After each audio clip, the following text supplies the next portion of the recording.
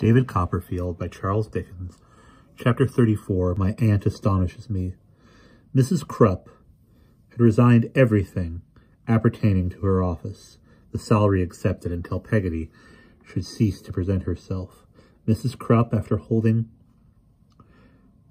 divers conversations respecting Peggotty in a very high-pitched voice on the staircase with some invisible familiar, it would appear, corporeally speaking, she was quite alone at these times, addressed a letter to me developing her views, beginning it with that statement of universal application which fitted every occurrence of her life, namely that she was a mother herself. She went on to inform me that she had once seen very different days, and that at all periods of her existence she had a constitutional objection to spies, intruders, and informers. She named no names, she said. Let them the cap fitted wear it. But spies, intruders, and informers, especially in widow's weeds, this clause was underlined, she had ever accustomed herself to look down upon. If a gentleman was the victim of spies, intruders, and informers, but still naming no names, that was his own pleasure. He had a right to please himself, so let him do. All that she, Mrs. Krupp, stipulated for was that she should not be brought in contact with such persons. Therefore, she begged to be excused from any further attendance on the top set until things were as they formerly was, and as they could be wished to be, and further mentioned that her little book would be found upon the breakfast table every Saturday morning, when she requested an immediate settlement of the same, with the benevolent view of saving trouble and an ill convenience to all parties. After this, Mrs. Krupp confined herself to making pitfalls on the stairs, principally with pitchers, and endeavouring to delude Peggotty into breaking her legs. I found it rather harassing to live in this state of siege, but was too much afraid of Mrs. Krupp to see any way out of it. "My dear Copperfield," cried Traddles, appearing at my door in spite of all these obstacles. "How do you do?" "My dear Traddles," said I am delighted to see you at last. I have not been so much engaged." "Oh, yes, I know," said Traddles. "Of course, yours lives in London, I think." "What did you say?" Excuse me, Miss D, you know," said Traddles, colouring his great delicacy. "Lives in London, I believe." "Oh, yes, near London." "Mine, perhaps, you recollect," said Traddles with a serious look. "Lives down in Devonshire, one of 10. Consequently, I am not so much engaged as you, in that sense."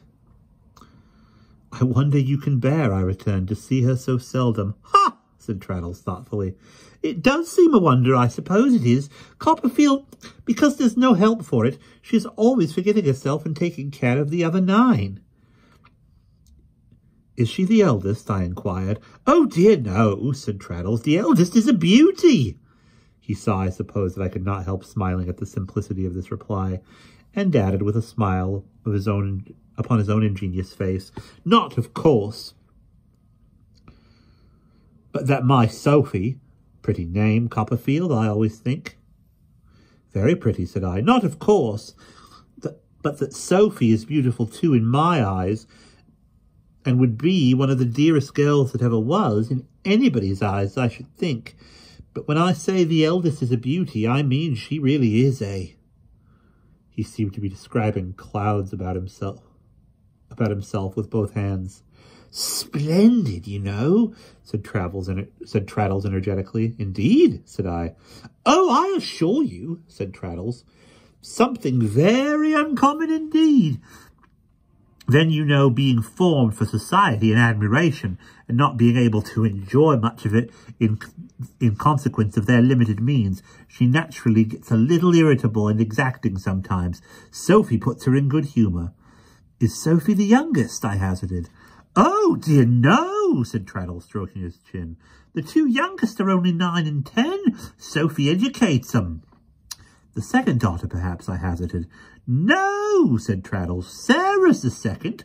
Sarah has something the matter with her spine, poor girl. The malady will wear out by and by, the doctors say, but in the meantime she has to lie down for a 12-month. Sophie nurses her. Sophie's the fourth. Is the mother living? I inquired. Oh, yes, said Traddles. She is alive. She is a very superior woman indeed, but the damp country is not adapted to her constitution, and, in fact, she has lost the use of her limbs. Dear me, said I. Very sad, is it not? Returned Traddles. But in a merely domestic view, it is not so bad as it might be, because Sophie takes her place. She is quite as much a mother to her mother as she is to the other 9. I felt the greatest admiration for all the virtues of this young lady, and to prevent Traddles from being imposed upon to the determent of the joint prospects in life, I inquired how Mr. Micawber was. He is quite well, Copperfield, thank you, said Traddles.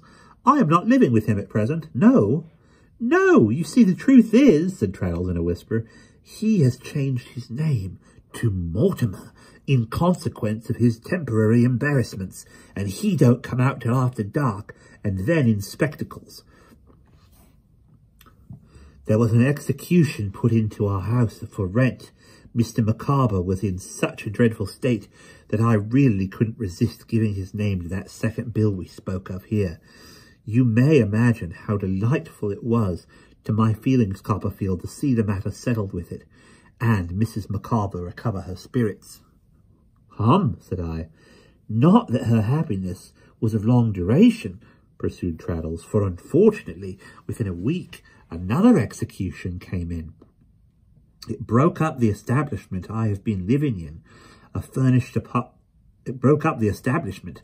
I have been living in a furnished apartment since then, and the Mortimers have been very private indeed. I hope you won't think it selfish, Copperfield, if I mention that the broker carried off my little round table with the marble top and Sophie's flower pot and stand. What a hard thing, I cried indignantly. It was a pull, said Traddles with his usual wince at that expression. I don't mention it reproachfully, however, but with a motive. The fact is, Copperfield, I was unable to repurchase them at the time of their seizure in the first place, because the broker, having an idea that I wanted them, ran the price up to an extravagant extent, and in the second place, because I hadn't any money. What has occurred to me, having now the money, is that perhaps you wouldn't object to ask that good nurse of yours to come with me to the shop and make the best bargain for them, as if they were for herself that she can. I told him that my old nurse would be delighted to assist him, and that we would all 3 take the field together, but on one condition. That condition was that he should make a solemn resolution and grant no more loans of his name, or anything else, to Mr. Micawber. My dear Copperfield, said Traddles, I have already done so, because I begin to feel that I have not only been inconsiderate, but that I have been positively unjust to Sophie. My word being passed to myself, there is no longer any apprehension, but I pledge it to you too with the greatest readiness. That first unlucky obligation I have paid. I have no doubt Mr. Micawber would have paid it if he could, but he could not. One thing I ought to mention, which I like very much in Mr. Micawber, Copperfield, it refers to the second obligation, which is not yet due. He don't tell me that it is provided for, but he says it will be. Now, I think there's something very fair and honest about that. I was unwilling to damp my good friend's confidence, and therefore assented. After a little further conversation, we went round to the chandler's shop to enlist Peggotty. She bought the property on tolerable easy terms, and Traddles was transported with pleasure. He overwhelmed her with thanks and went his way up Tottenham Court Road with one of the most delightful expressions of countenance I ever saw. We then turned back toward my chambers. What was my amazement to find, of all people upon earth, my aunt there, and Mr. Dick. My aunt sitting on a quantity of luggage, with her 2 birds beside her, and her cat on her knee. like a female Robinson Crusoe, drinking tea, Mr. Dick leaning thoughtfully on a great kite, such as we had been out together to fly, with more luggage piled about him. "My dear aunt!" I cried.